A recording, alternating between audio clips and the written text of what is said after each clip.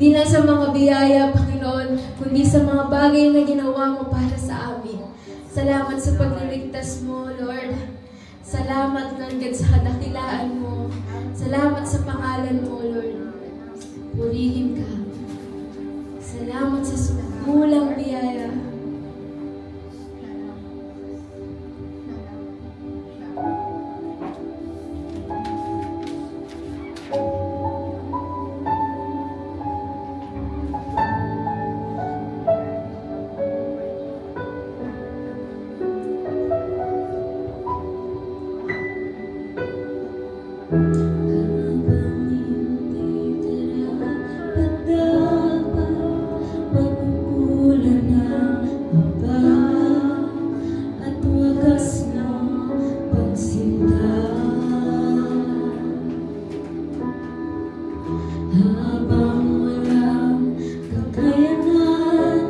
Suklian ka ng mabuti sa lahat mong ginawa. Niyakap mo ako sa aking karumihan. Inibig mo ako nang di kayang tumbasan.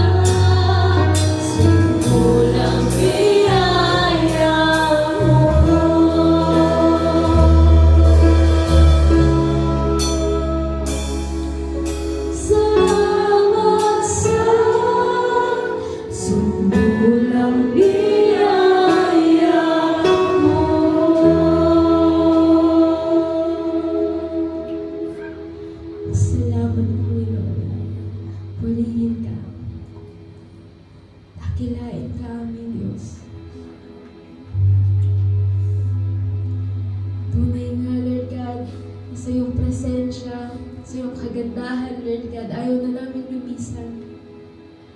Purihin ka, Panginoon.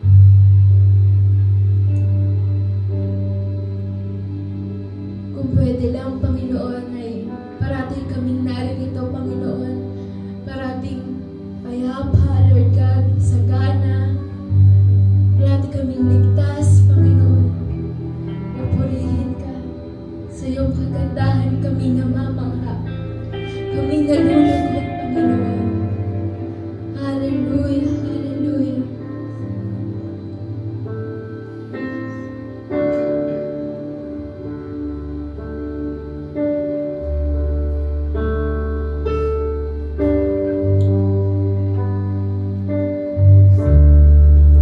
Sa iyong kagandahan,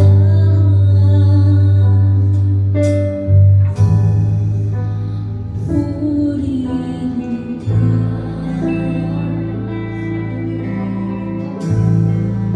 Sa iyong kabutihan,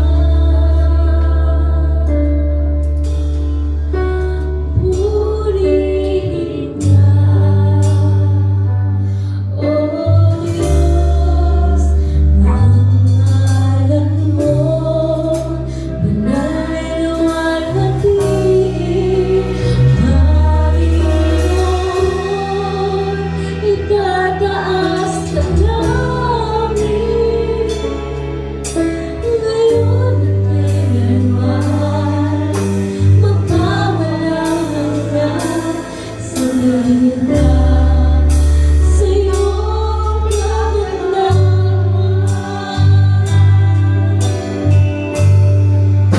Sa iyong kagandahan, sambahin ka. Sa iyong kabutihan,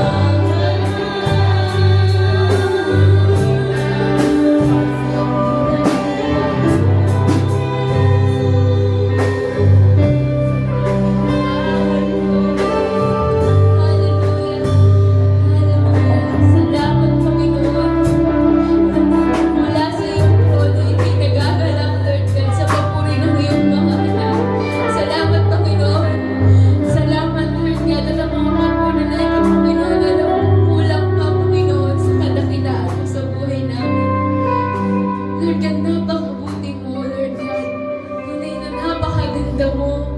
Hirtig ka hanga-hanga ka, Lord God. Pupurihin ka. Salamat sa ngalan mo na aming natatawagan, Panginoon, sa oras ng pangangailangan namin, sa oras ng kasiyahan, sa oras ng kalungkutan. Hallelujah. Minsan pa, sabihin natin sa Panginoon, no, tinataas namin ang ngalan mo, awitin natin. Hallelujah.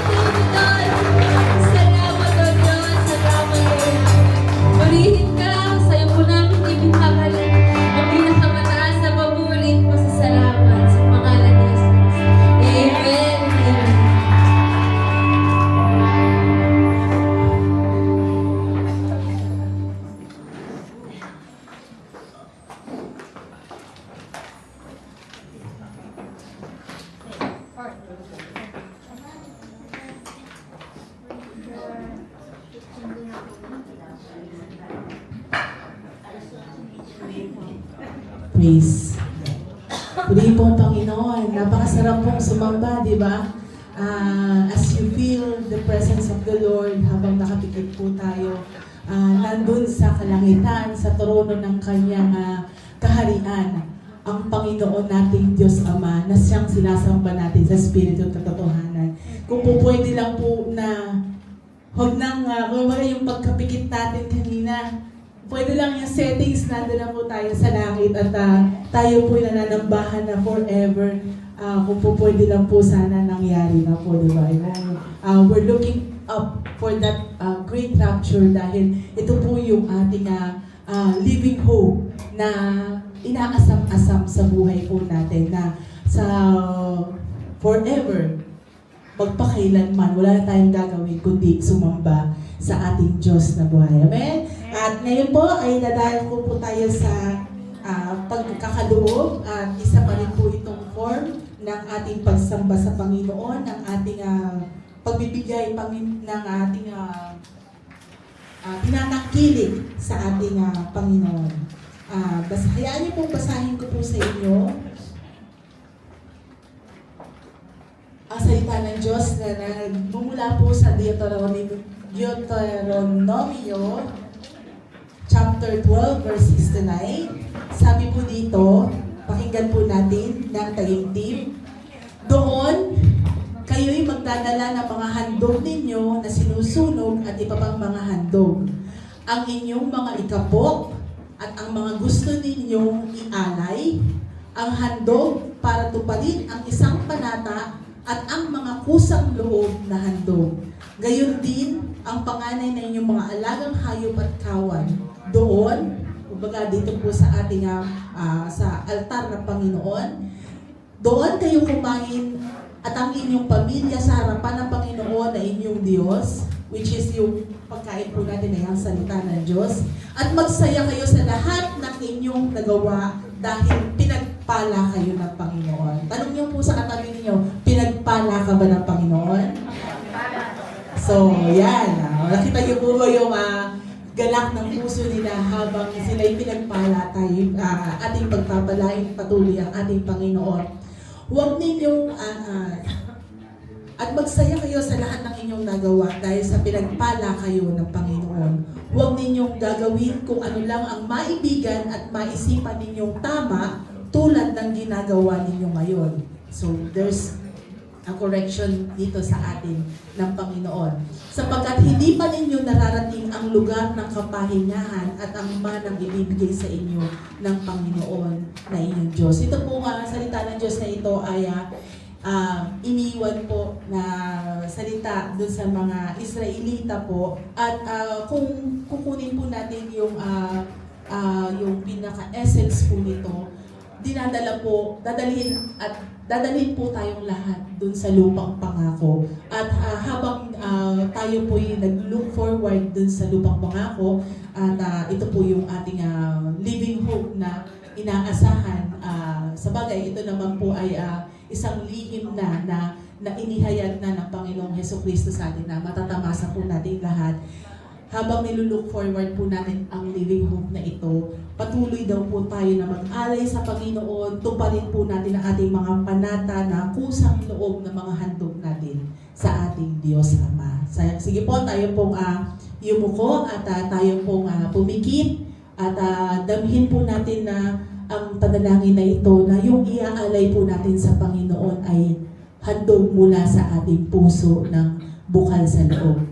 Lord God, sa mga oras na ito, kami nagpapasalamat, Panginoon, dahil yung mga kaloob na ito na aming tangan-tangan, Panginoon, ay pag-aari mo, Panginoon, at nararapat lamang po na amin po itong ibalik sa iyo, Panginoon, ng may kasamang pagpapasalamat, Panginoon, may kasamang kagalakan, Panginoon, na tutuparin po namin, Panginoon, ang iyong tuntunin, Panginoon, sa bawat araw, Panginoon. Hayaan mo, Panginoon, na maselyuhan ang aming kaloob na ito ng isa pang Panginoong panata, Panginoon, sa buhay namin na patuloy, Panginoon, sa magitan na ito'y ipaglilingkod din po namin ito sa iyo. Salamat, Panginoon, pinupuri ka namin, ibinabalik namin sa iyo ang lahat, Panginoon, na pagpapalang ibinibigay mo sa amin, Panginoon, nararapat lamang po na ikaw lamang po ang pasalamatan, Panginoon, magpakailanman. Sa pangalan ni Jesus. Amen.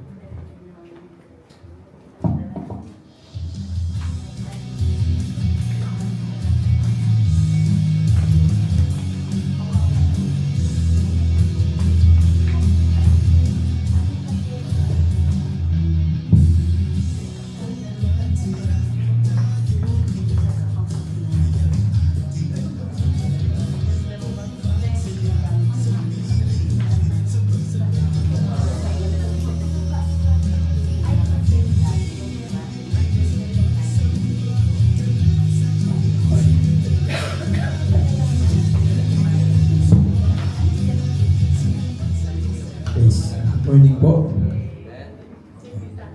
Bago po tayo magsimula, mag-pray po muna ulit tayo sa Panginoon. Hallelujah, Lord. Aming Ama sa langit, aming dakilang Diyos. Salamat po, Panginoon, sa araw na ito na ibinigay niyo po sa amin. Salamat, Lord, sa bagong buhay, Panginoon, na meron kami at sa pagkakataon na muling sumamba, magpuri sa inyo at makinig ng inyong mga salita. Patawarin niyo po kami, Lord God, anuman yung mga kasalanan, karamihan na nakikita niyo po sa aming buhay, sa aming puso, sa aming isip, Lord God. Kahabagan niyo po kami, Panginoon, at kayo po ang magbukas ng aming pangunawa, maghanda ng aming puso para sa inyong mga mensahe na tatanggapin po namin sa umagang ito, Lord God.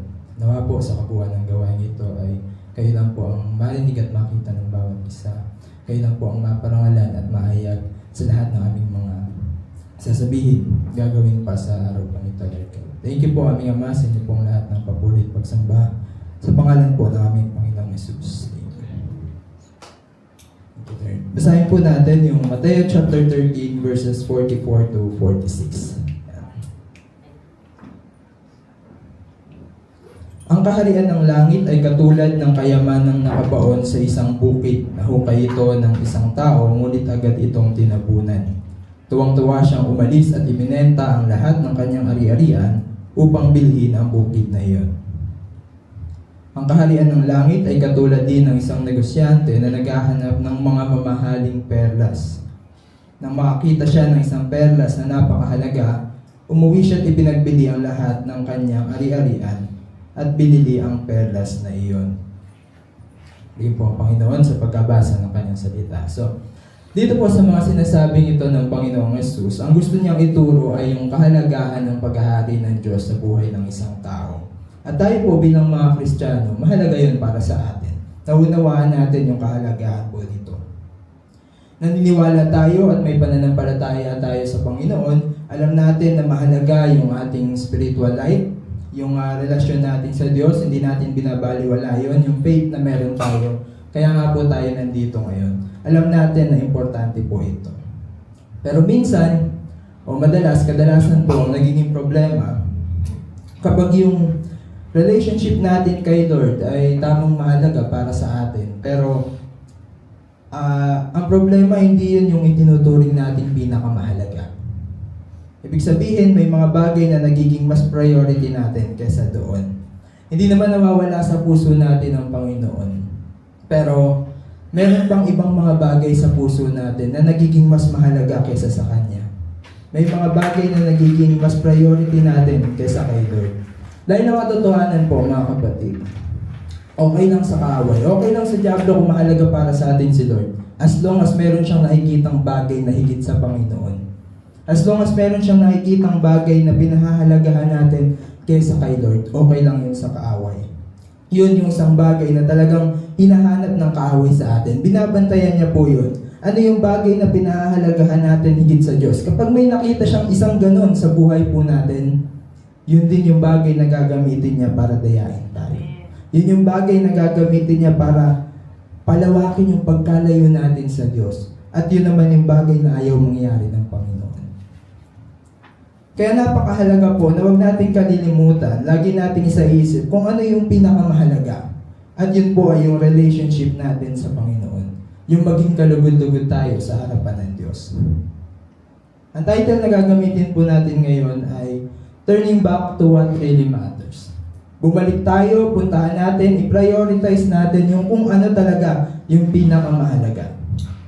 Marami po tayong hinahangad sa buhay na hindi masama. Mga bagay na mabuti kung maaabot natin, magagawa natin, mararating natin, mahalaga, maganda para sa atin. Katulad na lang po halimbawa ng dito po sa atin sa church. Marami tayong gustong maabot, marami tayong plano, marami tayong gustong mangyari, at yung mga bagay po na yun ay mabuti, tama, hindi masama. Gusto natin na sana dumami tayo, diba? Maraming umattend. Gusto natin na mapuno natin itong church ng mga kaluluwa ng mga tao. Dapat lang po, tama na hinahangad po natin yun. Pero bago natin hangarin yun, tignan po natin yung kakaunting tayo. Yung kakaunting kaluluwa na nandito sa loob ng iglesia. Ano po? Parang ilan yung seryoso, ilan yung dedicated, ilan yung totoo sa pagsunod sa Panginoon. Gano'n tayo katotoo sa paghanap natin po kay Lord. Kasi aanin po natin yung 1,000 attendees kung hindi naman tayo magiging kalugod-lugod sa harap ni Lord. Kung meron lang 3, 4 na buong puso totoong mahanap sa Panginoon, pwede bang sabihin natin na eventually o sa ibang mga panahon, ibang araw na lang susunod din ang iba. Kapatid, kung susunod po tayo, sumunod na po tayo ngayon. Paano loloobin ng Diyos na paramihin tayo in numbers kung hindi niya tayo nakikitang lumalago individually? Paano niyang pagkakatiwalaan ng marami pang kaluluwang agape kung yung kakaunting meron tayo hanggang ngayon minsan may pagka-baby Christian pa din. Ano po? Sabi po, mapagkakatiwalaan daw sa maliit, pagkakatiwalaan ng mas malaki pa. Pero paano po tayo pagkakatiwalaan ng marami kung hindi pa tayo mapagkakatiwalaan sa kaunti? Tingnan po natin kung ano yung mahalaga talaga. Para sa Panginoon, ang tinitignan niya, higit sa number ay yung puso ng tao. Kung totoo, kung tapat at kung buong puso yung paghanap natin sa Kanya. Sabi nga din po, madalas na nating marinig, kahit meron lang daw 2 o 3 na nagkatipon sa pangalan ng Panginoon, nandun siya. Patunay lang po na hindi ito tungkol sa dami. Tungkol po ito sa pagiging totoo natin sa harap ng Diyos. Isipin po natin, merong 2 trabaho. Doon sa isang trabaho, merong 10 manggagawa, pero gumagawa lang sila kung kailan nila gusto, kung ano lang yung gusto nilang gawin, kapag maisipan lang. Kumpara dun sa pangalawang trabaho na meron lang 3 o 4 na manggagawa pero dedicated sila. At ginagawa talaga nila ng tapat yung dapat nilang gawin. Mahalaga sa kanila na ma-accomplish, matapos yung trabaho nila. Sigurado po na magiging mas kalugod-lugod pa yung 2 lang kaysa doon sa 10 dahil sa kanilang pagiging tapat. Maganda po yung marami. Mahalaga po ang pagdami. Pero tingnan po natin ano yung mas mahalaga. Mas mahalaga yung buong puso, yung pagiging committed ng lahat, yung pagiging totoo, mas mahalaga po yun. Yun po ang unahin natin. Yung pagdami, yung paglago natin sa bilang, susunod po yan. Pero unahin muna natin yung mas mahalaga. Kapag nakita tayo ni Lord na nagiging tapat dito sa kaunting meron tayo, nagiging totoo sa pagsunod natin, siya mismo magpapadala ng mga kaluluwang pupuno po sa ating church. Kapag may ginagawa po tayong paglilingkod sa Panginoon, paano po natin tinitignan o nakikita ang sarili po natin? Kapag naglilingkod ba tayo, anumang paglilingkod po yung ginagawa natin? Nakatingin ba tayo sa Panginoon o nakatingin tayo sa mga tao o mas nakatingin po tayo sa ating sarili? Tandaan po natin, hindi natin ginagawa o nagagawa ang isang paglilingkod dahil magaling tayo. Hindi natin ginagawa ang isang paglilingkod dahil gusto tayo ng mga tao. Hindi natin ginagawa ang isang paglilingkod para ipakita yung talent, yung talino, yung galing na meron tayo. Ang point po mga kapatid sa paglilingkod, sa pagsiserve natin kay Lord, hindi tayo kundi ang Panginoon lang. Sa Kanya lang dapat lahat ng paghanga at parangal ng mga tao. Sa paglilingkod po, hindi mahalaga kung hangaan tayo o hindi ng mga tao. Not just to get people's approval and applause, kaya natin binibigay yung best natin. Kaya natin ginagalingan. Kasi kapag yun yung gusto natin, mapaproud lang tayo sa sarili natin. Mapaproud lang tayo sa mga nagagawa po natin. Hindi rin natin ine-entertain lang ang mga tao. Hindi po kayo audience na nakikinig lang o nanonood lang dito sa nasa harapan. Kasi po ako personally, kapag tinignan ko kayo bilang audience, parang tinitignan ko rin yung sarili ko bilang performer. Which is wrong. Lahat po tayo dito ay mananamba ng Diyos at lahat po tayo dito ay nag-aaral ng mga salita ng Panginoon. Meron lang tayong isang tagapagturo at yun po yung banal na Espiritu. Mahalaga po na kaya natin gawin yung dapat natin gawin. Pero bumalik po tayo dun sa mas mahalaga. Mas mahalaga kaysa sa kakayanan natin ay yung pagsama ng Panginoon. Mas mahalaga kaysa sa magalingan sa atin ng mga tao ay yung malugod po sa atin ng Diyos. Every Sunday, nandito tayo. Sabihin na nating perfect attendance tayo tuwing linggo. Pero ang tanong, yun na po ba yung the best na magagawa natin to prove na itinuturing natin pinakamahalaga para sa atin ng Panginoon? Alam naman po natin, gusto ni Lord siya yung number 1. At deserve niya po yung pwesto ng pagiging number 1 sa buhay natin. Ang mahalin natin siya ng buong puso, buong isip, buong lakas. Mateo chapter 22 verses 37 to 38, ang Panginoong Hesus po mismo nagsabi niyan na yun ang pinakamahalaga. Yun ang pinakamahalaga dahil yun yung pinakamabuting pwede nating gawin.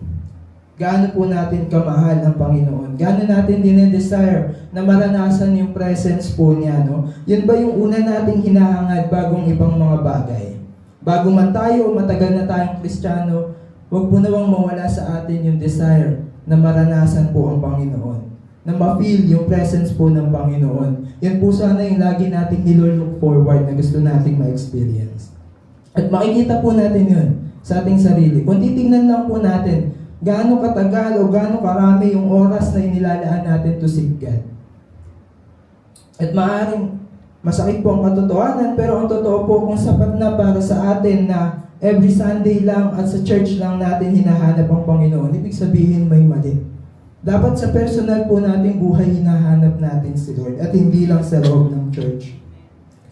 Kung talagang kilala na natin si Jesus na siya na talaga yung pinakamahalaga sa buhay po natin, siya na yung Panginoong tinanggap natin, never po na magiging enough ang Sunday o ang isang araw sa isang linggo to satisfy yung desire ng heart natin na maranasan siya. Kung alam lang ng tao, kung naunawaan lang ng mundo, gaano kahalaga ang mga salita, turo at aral ng Panginoon, walang Bible na maluluma sa taguan. Walang Bible na hindi mabubuksan. Higit po sa fellowship natin sa isa't isa, higit sa mga responsibilidad na meron tayo, higit sa commitment natin sa church o sa anumang ministry, mga kapatid. Mahalaga po ang lahat ng yan, pero mas mahalaga na dapat ang rason kung bakit tayo nandito ay dahil hinahanap nating maranasan ng Panginoon. Marami pong programa ang church, maraming plano ang iglesia. Pero isang bagay din po yun kung saan dapat tayong maging extra careful. Dapat tayong maging maingat doon sa mga pagbabagong ginagawa din po natin. Yung pagbabago ba ay para sa mas ikalulugod ng Diyos o para sa comfort ng mga tao? Yung pagbabago ba ay para mas mapalapit ang tao sa Panginoon o para padaliin ang paglilingkod? Wala pong masama sa pagbabago, walang masama sa adjustments, lalo na if we are looking for improvement. Kung gusto natin na mas pagandahin at paunlarin yung paglilingkod at pagsamba natin sa Diyos, pero ulitin ko lang po, we need to be very careful sa mga pagbabagong ginagawa natin. Dahil buong iglesia po ang naapektuhan dyan.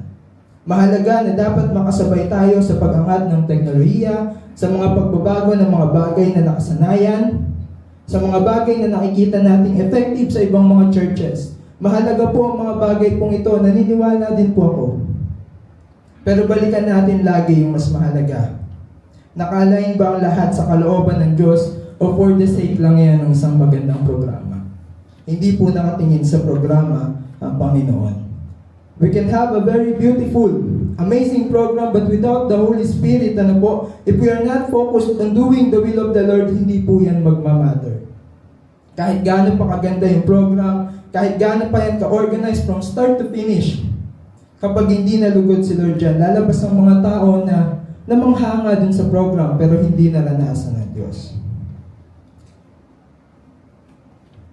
Minsan po, humaba lang yung preaching, may mga nagre-reklamo na. Kung may mga preacher na mahaba yung process sa paghahayag ng salita ni Lord, respect that. Praise God, maikli lang po ako magturo. Dahil minsan, may basahin lang na mahabang chapter yung preacher, may mga nagre-react na. Minsan po tuloy yung ibang preacher bago magbasa, nagpapaalam pa. Basahin po natin to medyo mahaba po. Ayaw niyo po ba? 2 oras, 3 oras sa loob ng church, abala po ba yan para sa atin? Nakaka-istorbo po ba si Lord? Nung ginagawa ko po yung outline na to, sa maraming paraan ako rin po tinutuwid ng Panginoon. Para sa ating lahat po ito. Kailangan natin makita yung totoong halaga ng Diyos sa buhay po natin. Hindi lang ito dapat na maging mahalaga, dapat ito yung pinakamahalaga para sa atin.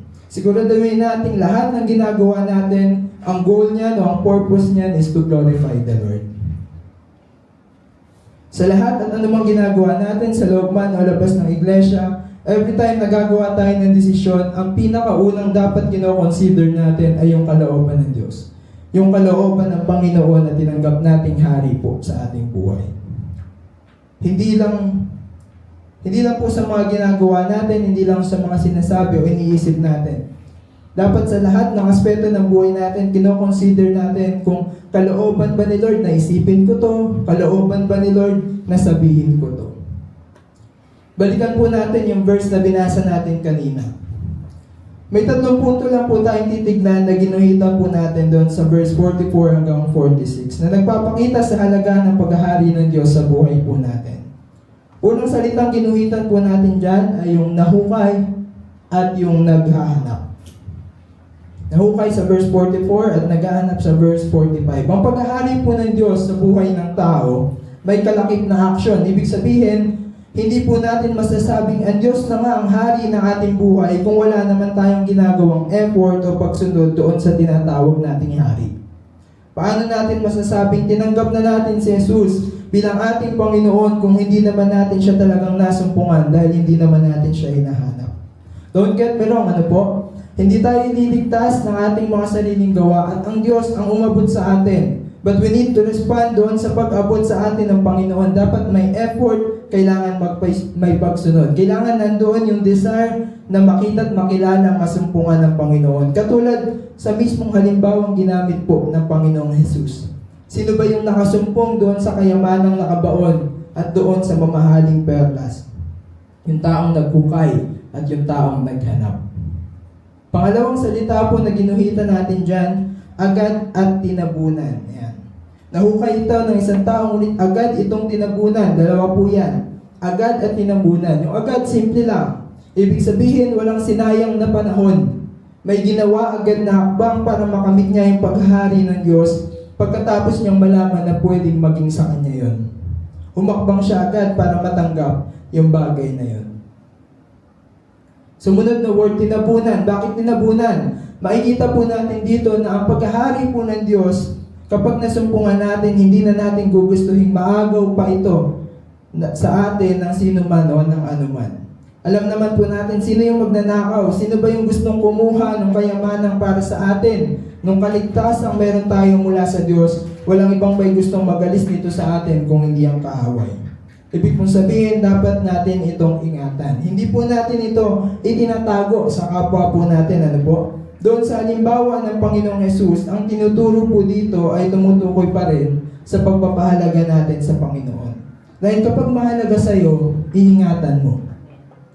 Kung yun nga pong mga material things, di ba, tinatago natin, sinesecure natin, example, bank accounts, di ba, may password na, may OTP pa, kasi mahalaga. Kaya tinatago mo, kaya iniingatan mo. How much more, yun dapat na maging pagpapahalaga natin sa relationship po natin kay Lord. Pero ulitin ko po, hindi po itinuturo dito na itago natin yon sa mga tao. Hindi ganun yung pag-iingat na itinuturo sa atin ng Panginoon, kung di wag natin itong iwala sa puso po natin. Dahil ang pangako naman po ng Panginoon sa aklat ng Roma, yung pag-ibig niya sa atin, walang makaagaw nun. Walang makapaghihiwalay sa atin sa pag-ibig ng Diyos. Ibig sabihin, yung pagmamahal po ng Diyos sa tao, hindi nawawala yun. Pero yung pagmamahal ng tao sa Diyos, yung pagpapahalaga natin sa Kanya, baka nawawala na. Kapag nangyari po yun, para na rin natin tinanggihan o hindi tinanggap yung pag-ibig niya sa atin. Tuloy po natin, sumunod na salita, tuwang-tuwa. Tuwang-tuwa siyang umalis. Excited. Yan. Na-excite pa po ba tayo sa Panginoon? Mahirap po yan kapag hindi na tayo na-excite at routine na lang para sa atin. Halimbawa, yung pagpunta dito every Sunday. Kapag po kasi part na lang ito ng weekly routine natin, anytime, pwede tayong huminto, anytime, pwede tayong hindi umattend. Pero kung nakikita po talaga natin yung halaga po nito, hindi siya magiging part lang ng routine. Magiging part siya ng buhay mo na hindi mo na kaya o hindi mo gugustuhin tanggalin. Hindi mo gugustuhin mawala. Iniingatan din po yan. Dahil katulad po nung sinabi sa Pahayag chapter 2, sulat sa mga taga-Efeso, parang ang sabi po doon na wala na daw yung dati nilang pag-ibig. Huwag natin hayaan na mawala po yun. Diyan din po papasok yung kahalagahan ng mga fellowship natin, yung pagsasama-sama natin para palakasin ng isa't isa, para ingatan ng isa't isa spiritually. Tignan din po natin ang mga sarili po natin kung ano yung nagpapasaya sa atin. Doon po kasi sa example ni Jesus, yung nakatagpo sa paghahari ng Diyos ay tuwang-tuwa o masayang-masaya. Dahil alam niya yung halaga ng bagay na kanyang nasumpungan. Tayo po saan nasusumpungan yung saya natin? Nabanggit po ito sa isa sa mga naging turo sa Kamarin. Mag-ingat tayo sa mga bagay na itinuturing nating masaya. I-check natin kung yung masayang bagay ba na yan ay kalooban ng Diyos na i-enjoy natin o yung masayang bagay na yan ay ginagamit lang ng kaaway para dayain tayo. Parehong masaya po yan, kaya mag-ingat tayo. Ang pinagkaiba niya nasa dulo. Isang may dulot na satisfaction at ang isa ay may dulot na hindi magandang mga consequences. Pero ibang topic po yan. Balik tayo doon sa verse na pinag-aaralan natin. Sumunod na salitang may guhit po dyan. Verse 44, ibinenta ang lahat ng kanyang ari-arian upang bilhin ang bukid na yon. Verse 46, pareho lang, ipinagbili ang lahat ng kanyang ari-arian at binili ang perlas na yan. So dito po, makikita natin sa tinuturo ng Panginoon, sa halimbawang binigay ni Lord na walang anumang bagay na meron tayo ngayon ang hihigit ang halaga doon sa kapag nasumpungan natin ang pag-aari ng Diyos. Talagang ipagpapalit po natin ang lahat kumpara sa Panginoon. Ganun po ang value ng relationship natin kay Lord. Dapat handa tayong bitawan ng lahat para sa Kanya. Ibinenta niya, ipinagbili niya ang lahat ng Kanyang ari-arian. Yun po ay dahil alam niyang walang kasing halaga yung bagay na Kanyang nasumpungan. Dahil handa niyang ipagpalit ang lahat. Makamit niya lang yung paghahari ng Panginoon sa buhay niya. Katulad din po nung sinabi ni Pablo sa Filipos chapter 3 verse 8, Oo, tinuturing kong walang kabuluhan ang lahat ng bagay bilang kapalit ng lalong mahalaga ang pagkakilala kay Kristo Jesus na aking Panginoon. Ang lahat ng bagay ay pinalagay kong walang kabuluhan at itinuring kong basura makamtan ko lamang si Kristo. Si Pablo po nasumpungan niya yung kayamanan doon sa kwento ng Panginoong Jesus. At alam niya yung worth ng bagay na yon. Kaya kung titignan po natin ang buhay ni Pablo, ang dami niyang binitawan para sa Panginoon. Ang dami niyang nilet go para lang masunod si Lord. Yung kanyang pagiging pariseo, yung safety niya, yung career niya, hindi na rin siya nag-asawa. Sakripisyo talaga para kay Pablo ang pagsunod kay Lord. Pero sabi nga niya, ipinalagay niyang walang kabuluhan ang lahat ng yun, makamit niya lang, makamtan niya lang si Kristo. Tayo po, ano yung kaya nating bitawan para kay Lord? O meron pa bang mga bagay na hindi natin kayang i-let go para sa Panginoon? Kapag ganun po, ibig sabihin, maaaring hindi pa po talaga natin nakikita yung halaga na meron ng Diyos. Baka hindi pa talaga si Lord ang pinakamahalaga para sa atin. Doon po sa kwento ng alibughang anak, yung anak po doon ay hindi naman siya agad-agad na naghirap. Baga, na-enjoy niya pa muna yung kanyang pagiging, sabihin natin, pagiging rebelde. At yung desire niya na enjoyin yung kanyang buhay, yung kanyang pagiging kabataan, walang masama doon. Hindi masama na maging masaya. Ang naging problema lang po niya, tinignan niya kasi yung mga bagay na yon na mas mahalaga o parang akala niya mas kailangan niya yon kaysa doon sa kanyang ama. Minsan ganyan po ang tao. Kapag meron tayong mga bagay na ang tingin natin mas importante kaysa sa Panginoon, ang tendency minsan nababaliwala natin si Lord para habulin yung mga bagay po na yon. But good for him, dun sa bata sa kwento, dahil na-realize niya din, nung nandun na siya sa panahon ng paghihirap na nakita niya rin na ano talaga yung kailangan niya, o ano talaga yung mas mahalaga. At binalikan niya yun, yung relationship niya, yung ugnayan niya sa kanyang ama.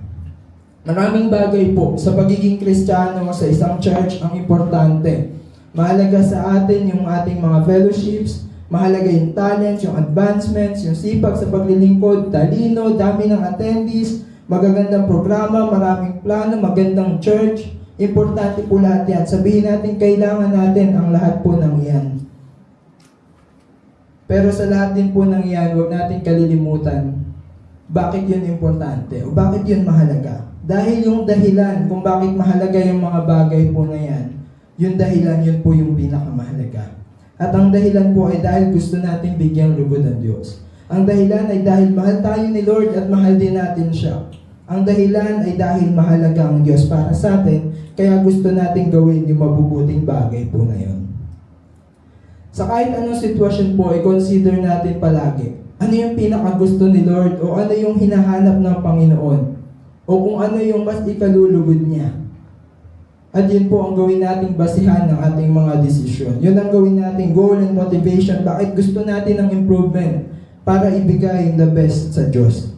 Ang kailangan na po natin ingatan dito ay huwag nating hayaan na kapag iniisip natin kung ano yung gusto ni Lord, ay ma-impluwensyahan yung isip natin ng mga bagay na tayo ang may gusto. Minsan kaya hindi natin maibigay yung best para sa Panginoon kasi laging kasama sa mga kino-consider natin yung gusto din natin. Paano kapag ayaw ni Lord yung gusto natin, pwede ba tayong makipag-negotiate kay Lord na ibibigay natin yung ganito sa Kanya basta sa atin yung ibang bagay? Hindi po. Hindi po tayo dapat na masunod ang kalooban niya at hindi ang kalooban natin. Kapag nahihirapan po tayo mag-decide, kapag feeling natin nagkakamali tayo ng desisyon, lagi tayong bumalik doon sa tanong na ano yung pinakamahalaga.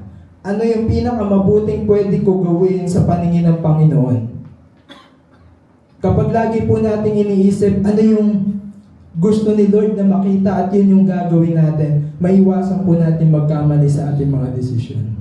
Kapag laging nasa isip natin ano yung pinakamahalaga o ano yung pinakagusto ni Lord, magiging tama po ang ating mga desisyon. Last verse na po. Mga Ngangal chapter 12 verse 13. Sa kabila ng lahat ng ito, isa lamang ang aking masasabi. Matakot ka sa Diyos at sundin mo ang kanyang mga utos, sapagkat ito ang buong katungkulan ng tao. Ang maging kalugod-lugod sa harapan ng Diyos na lumikha po sa ating lahat. Para sa akin, personally po, naniniwala ako, this is the purpose of life. Yung maging kalugod-lugod tayo sa Diyos at magawa natin ang kalooban ng Panginoon. Pray na po tayo. Aming Ama sa langit, aming dakilang Diyos, muli salamat po sa araw pong ito. At salamat sa maikling mensaheng tinanggap ng bawat isa, Panginoon. Kayo po ang magtanim nito sa aming puso. At nawa po, Panginoon, higit pa sa mga bagay na aming napag-aralan at narinig, mangusap po kayo sa aming buhay upang ipaalam sa amin kung ano talaga yung kalooban nyo at gusto nyo gawin ng bawat isa, Lord God. Maraming salamat po, Panginoon, sa lahat po ng ito. Ikaw lang, Lord God, ang maparangalan, ikaw lang ang mataas, sa ilang po ang lahat ng papurit pagsamba. Salamat po sa pangalan ng aming Panginoong Jesus. Amen. Sige po, minsan pa tayo po tumayo at tayo lumawin sa Panginoon.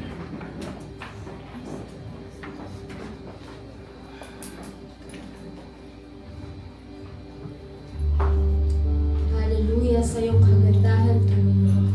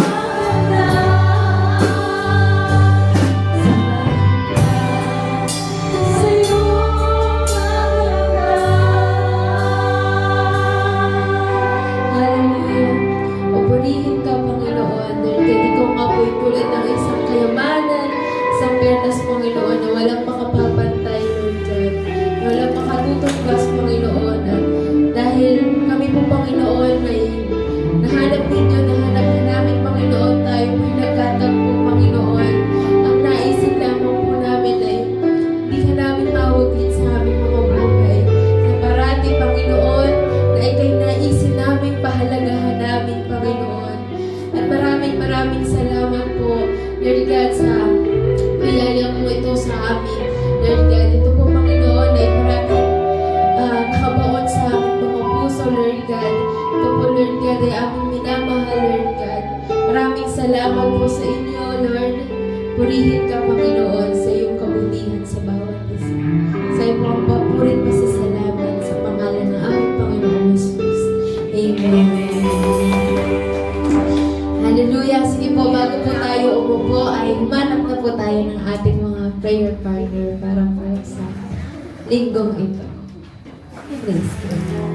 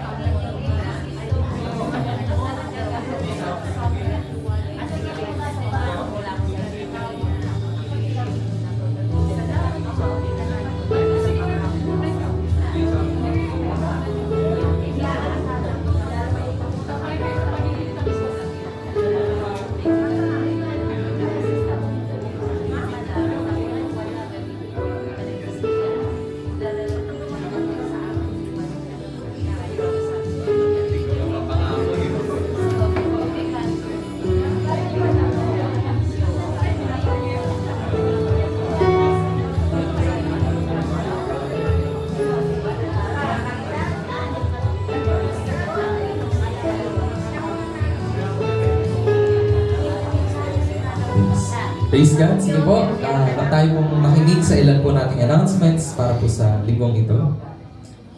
Yan po. Magkakaroon po ng Women's Fellowship sa mga kababaihan po. Yan po ay gaganapin sa August 17. Yan po ay araw ng Linggo, next week po. Gaganapin po yan dito sa Baliwag Church after service. Muli po, Women's Fellowship, Baliwag after service. Mangyari lamang po i-contact si Sister Rochelle de Los Angeles para po sa details at sa mga kailangan pong dalhin siguro. Ganun po. Ngayon naman po ay magkakaroon tayo ng Youth Fellowship dito po sa Baliwag. So sa lahat po ng kabataan dyan, in-encourage ko po na sumama po tayo mamaya 2 p.m.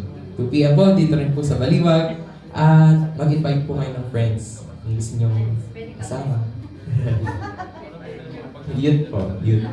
Youth Fellowship. Yun lang po ang ating announcements. Mga i-available pa. Sige po, God bless us all.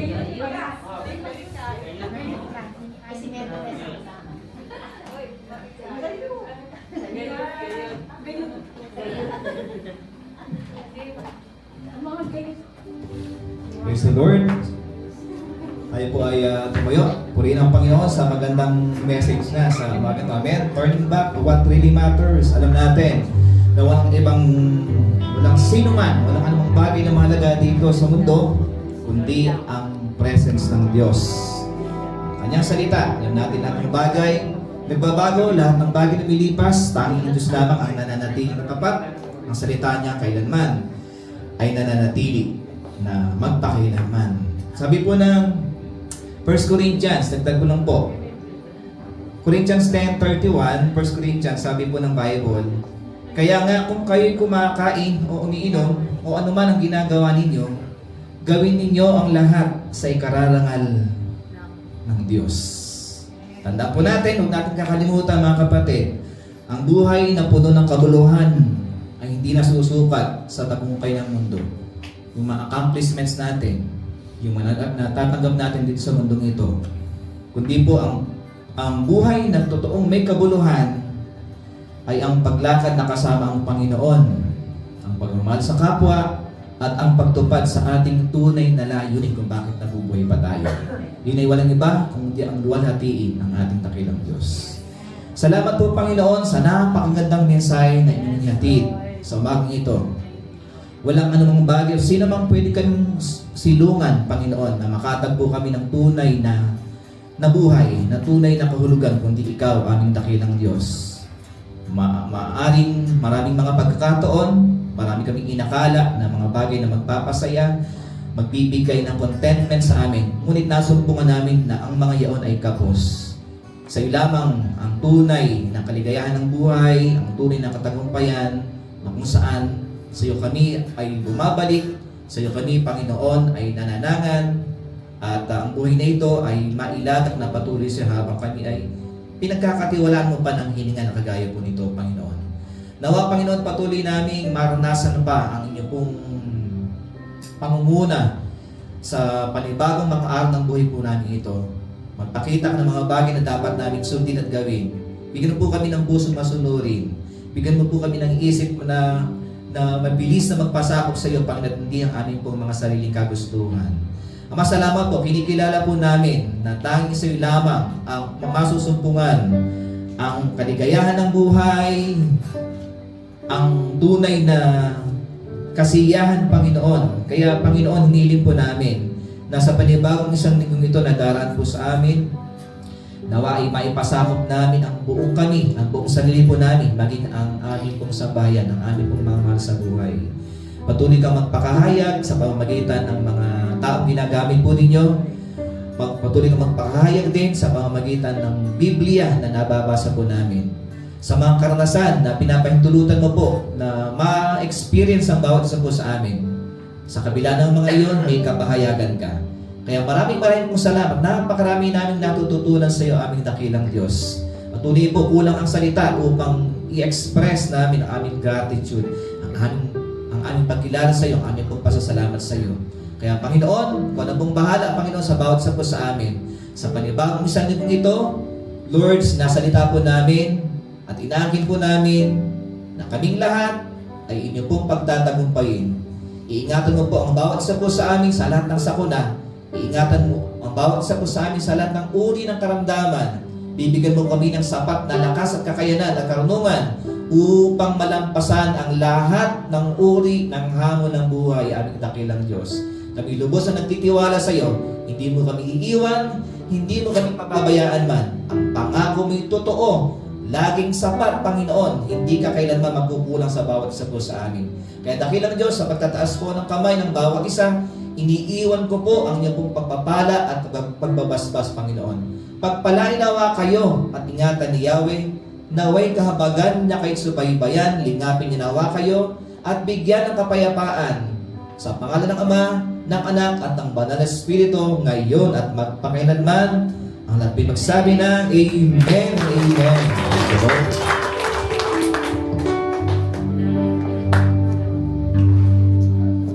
Praise God, are you blessed? Mga kapatid. Amen. Blessed na blessed tayo. Kaya po, tayo po ay